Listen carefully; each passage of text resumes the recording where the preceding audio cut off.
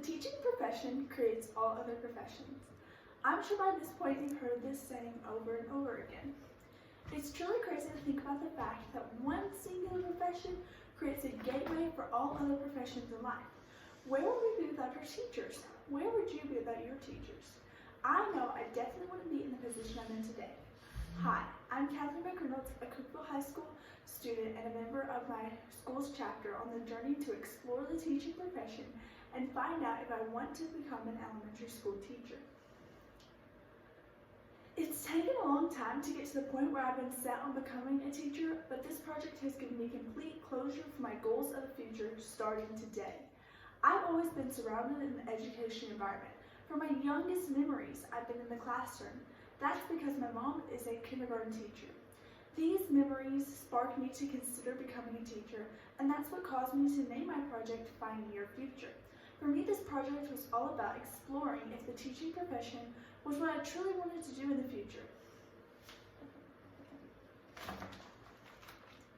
I've seen the behind-the-scenes work of a teacher, but until a little while ago, I've never truly learned all the components that go into teaching. Through the Teaching Trained Starvin and the Teaching as a Profession class, I've been able to learn about the skills it takes to strive in the education career. A little over a year ago, I started gaining experience and knowledge in the teaching profession class and my Fundamentals of Education class, later to advance to the first course of my Teaching as a Profession Class 1. Through these class experiences, I've been able to explore and expand my passion for teaching, more specifically elementary education. Throughout the duration of these classes, I've been able to job shadow, become hands-on with the children in the classroom, and also these classes have had me fully grasp an understanding about the field of education and what is required of a teacher.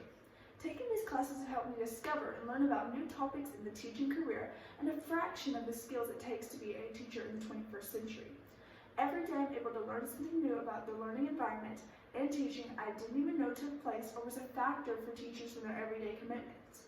When choosing an event for STAR competitions, it became obvious that I would select the Teach and Train event in order to acquire more knowledge on the profession that creates all other professions. I started off by exploring to see if personality-wise I was compatible with the teaching career and the skills it takes to become a successful teacher. I took 2 online personality tests that would help me gain understanding on what career best matched with my personality. The first test I took was the Cougar assessment, an interest assessment that would match my interests and personality with the career most compatible with my personality. My Cougar assessment showed that early childhood development and services career was the best fit for me, and that indicated that I would be most successful in a career that worked with or around young children. Because of this assessment, I can clearly see that my interests almost perfectly align with my goals of the future in the teaching profession. The second assessment I took was the VARC Inventory Assessment, which matches your learning styles to what it best fits in the classroom. Learning the results, I learned that I was more of a hands-on kinesthetic learner, which shocked me because I always see myself as more of a visual learner rather than a kinesthetic learner. Learning this information was valuable to me because it presented myself which style I truly learn in and could heavily stray to without incorporating visual or auditory learning styles in my lessons. By taking these assessments, I've been able to evaluate that becoming an elementary school teacher would be the best career that would benefit my future upon deciding a pathway for myself. Once I learned this information about myself, it was time to start researching more about the teaching career and the requirements it takes to become a teacher. To become a teacher, I would need to uphold a bachelor's degree at a university's preparation program. I would also need to acquire a state license or certificate and pass the praxis exam. Upon further research, I discovered that certain skills are needed to become a teacher, such as confidence, creativity, enthusiasm, and in my opinion, the most important skill, communication. If a teacher doesn't possess communication, the classroom will most likely fall apart. Communication is kind of like the glue that holds the classroom together in order to have effective teaching. After researching about the teaching profession, it was time to act on my research and apply what I learned to the classroom setting. Along with the help of my advisor, I set up dates to go over to an elementary school and present a lesson along with a job shadowing experience to kindergarten students. I chose kindergarten students because they seem like my ideal age level according to the Cougar assessment. I spent a portion of the day presenting my lesson to the students. Though, before I could head over to the classroom, I needed to create a lesson plan that would go along with what the students were learning.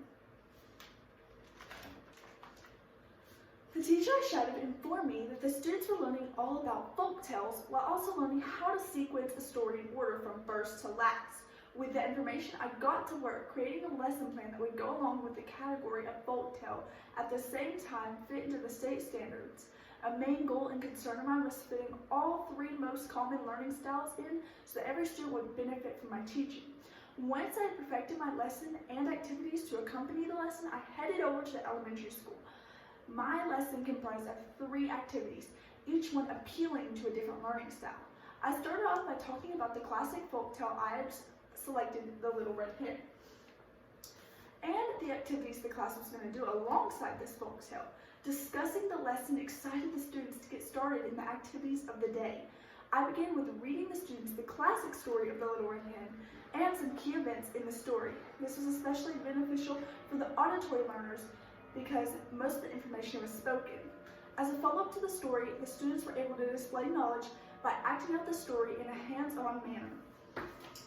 This activity, I printed out masks. Using props such as plastic bread and these masks, the characters could act out the story. I could tell that the kinesthetic learners enjoyed this the most because it was more hands-on. For the second activity, the students cut, colored, and sequenced pieces of the story together on a worksheet. As I did the worksheet alongside them on the Promethean board, this seemed most beneficial for the visual learners in the room because the students could visually copy the work from the board. From the last activity, I read the story about the Little Red Hen, but this time it was The Little Red Hen Makes a Pizza. This activity kickstarted the students into the topic they were going to learn about next week, fractured folk tales, a twist on classic counterparts. After reading the stories as a conclusion on the activities presented, the students and I compared and contrasted through a Venn diagram the similarities and differences in both stories. Overall, the activities were successful and the day went smoothly for the most part. Through these activities, I was able to truly see firsthand the importance of communication and creativity throughout the classroom and how crucial it was in presenting an effective lesson for the students to take away from. As a result of this experience, I feel closure and contentment in the profession I was selected for the future because it truly is the profession that creates all other professions. Now I'm going to go on to my questions. What is one skill you learned or improved upon that you used during this project or that you'll use in your future career? One skill I improved upon during this project was organization. I had to stay organized and diligent through the whole project so that I would have a smooth and orderly project. Overall, I definitely will continue this skill starting today and learn going into the future. What obstacles caused challenges and how did you address them? I faced many obstacles regarding time management. I addressed them by working even harder on days that I did not manage my time, as well as making up for the days that I had poor time management. Thank you.